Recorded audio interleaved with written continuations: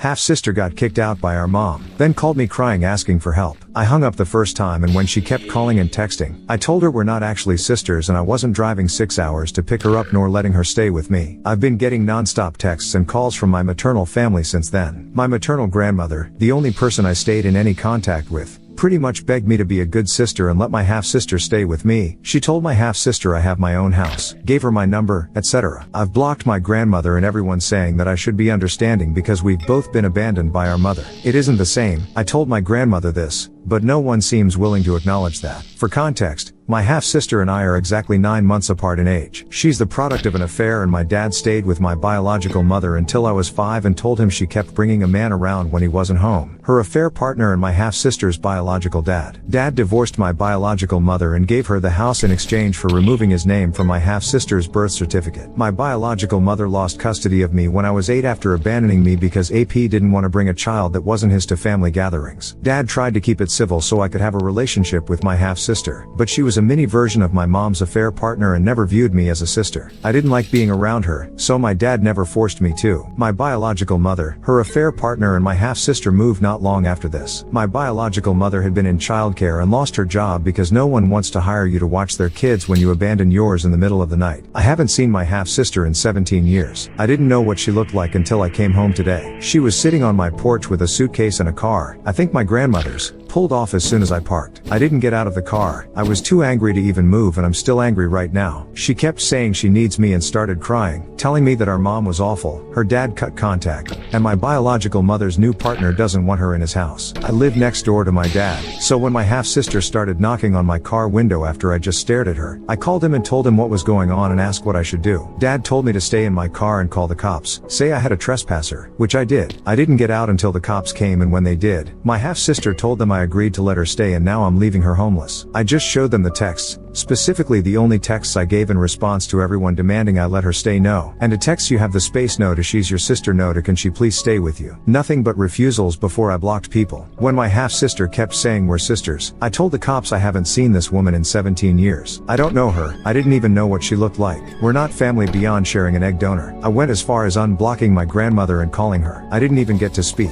She said/yelled, "Look, I love you, but you need to get over this. She's family and she needs you and I've told your father you'd go to hell if he raised you to be so damn selfish and you definitely will because she's going through the same thing you went through." She hung up right after and I told the cops they can book my half-sister or drop her at a shelter. I don't care. I just want her off my property. They took her and now I'm sitting here on my dad's couch wondering what the hell just happened. He doesn't want me staying alone right now in case they show back up. I'm so pissed right now. I don't get it. 17 damn years of no contact. I only speak to my grandmother on holidays. I don't know most of the aunts and uncles and cousins that blew up my phone, but because my biological mother pushed me out I have to do what they tell me to. I'm 25 years old. I've only had my dad and my paternal family for years. My biological mother and her family haven't done crap for me. None of them even know when my damn birthday is because even my grandmother texts me on the wrong day, not even a phone call. If my half-sister needs help so badly, one of you should help her. I don't know her. I don't know any of you either. I'm not letting an entire stranger into my house. And 6 hours is too far to visit when I had surgery, but not too far to try and force me to do something. Update. I checked the camera footage last night/this morning. My half-sister and my maternal grandmother had been looking under mats, rocks, in potted plants, the mailbox, and checking the doors. Probably were looking for a spare. I don't keep one on my property and my dad, grandma, and grandpa have keys they keep with theirs. My uncle did an overhaul of mine and dad's cameras. We now have ones that send notifications to our phones when motion is detected. Also got Ring doorbells for the front and back doors. There are other features and all the cameras are better hidden as well. I went to the police department while he was doing this and brought my grandpa with me. My half-sister was booked for trespassing, but not held very long since my maternal grandmother picked her up from the station. They stuck to the lie of me offering my half-sister a place to stay and gave statements. Not sure how that's going to go, but I'm taking steps to protect myself, my property, and my dad and his property. My half-sister doesn't have a record beyond this, so this was her first offense. I don't know how I feel about that TBH. It sounds awful, but I had hoped she would have at least one prior because commenters make it seem like that would make the outcome of a permanent restraining order and no trespassing order favorable. My maternal grandmother grandmother does have a record though. Harassment, trespassing, and domestic violence. I shared this with the police as well. Either way, I was able to get a temporary restraining order today, so there's that. I gave the camera footage to the police alongside copies of the texts, printed out and on USB, gave a statement, and they called a judge to get the temporary restraining order issued. I talked with them about other things like self-defense recommendations, overhauling my security system, getting a gun for protection, and so on. I was really anxious and just kept talking because it finally hit me that these people know where I live and they're willing to make the 6 hours to harass me and get inside my home. The texts and voice messages haven't stopped. I unblocked and muted. There are direct and indirect threats. My maternal grandmother is adamant that since I have an entire house to myself, a stable job, and no children, I will be housing my half-sister or she'd give me the ass whopping my dad should've. My half-sister has only left one voice message about coming over later today and that she's staying with me because that's what blood does. They help. When there was no response, she sent multiple texts telling me I need to be more understanding, that she's in a tough spot, and that she's moving in for at least a week until she's able to support herself. It's 7 days to gain tenancy here. Additional clarification for people asking about the age gap.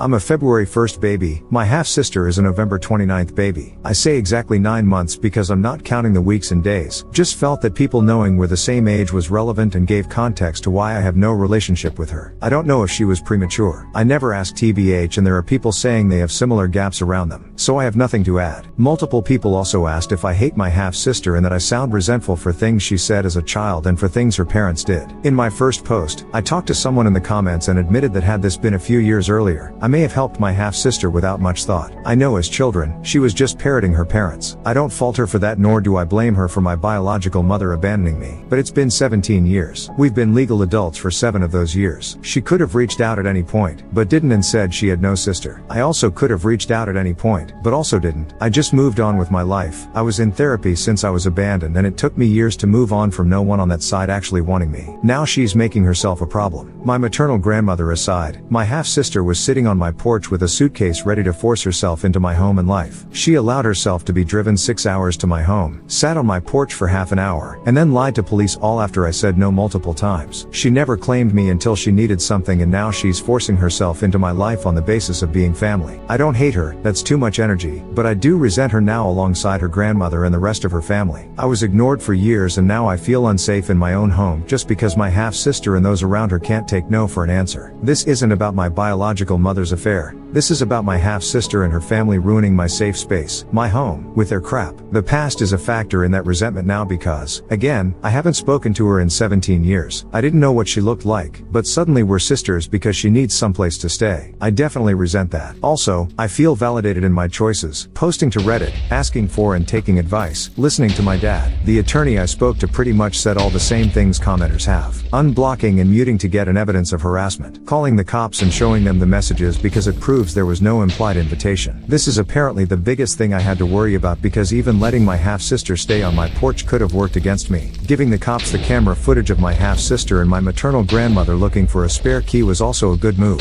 Even going about upgrading security, getting self-defense items, and asking the officers about self-defense recommendations and my wish to get a gun for protection works in my favor. It shows that even though this was my half-sister's first offense, I don't feel safe and she's a major cause of that. And I don't. So thank you again for all the advice. If they show up like they said, I'm gonna set off my security system and call the cops. Edit, from a comment. It wasn't active, the temporary restraining order, when I posted the update because they hadn't been served yet. They were found at a hotel near my home and were served. A neighbor saw them and called the police. I was reporting the text though. The temporary restraining order is on both my half-sister and my maternal grandmother. Final update, I'm alive and well. Texts and calls have all stopped. My entire neighborhood is on alert, and the family rotation continues. One of my friends stayed last night and a different friend agreed to stay tonight. Today will be spent with my aunt, the one with the keychain and fisticuff bracelet, and grandma. No one showed up at my house in the middle of the night. My aunt suggested making transcripts of all the saved voice messages, which I think is a pretty good addition to this to go along with a USB drive of them. So that'll be part of what I do today. The second piece of advice I have saved is about documenting every day, even if nothing happens, in a spiral notebook. I started on this immediately. We'll also be recording when I go to and from work or anywhere TBH. Also, multiple people on the door screws. That was among the first things done when I brought the house. And my windows were all changed on purchase as well. They're impact windows, so it'll take a lot of effort to break them. My uncle has always been big on home safety, so he did all of that with me. Even though I'm next door to my dad and fairly close to the rest of the family, he always says I'm still a woman alone in a house. You can never be too safe. I feel a bit better with all the advice offered. If anyone is having similar trouble, take the advice offered in the comments. It really helped and I'm grateful for all the help. Holiday vacations has officially been cancelled and refunded. Always invest in travel insurance. A lot of stories shared with me have me on edge about leaving my home unattended. My neighbors offered to watch my house, but I'd feel more comfortable being present if something happens. So this year I'm gonna be hosting Thanksgiving and potentially Christmas. My grandma suggested this and she's getting really into it. So today might also be shopping for decorations.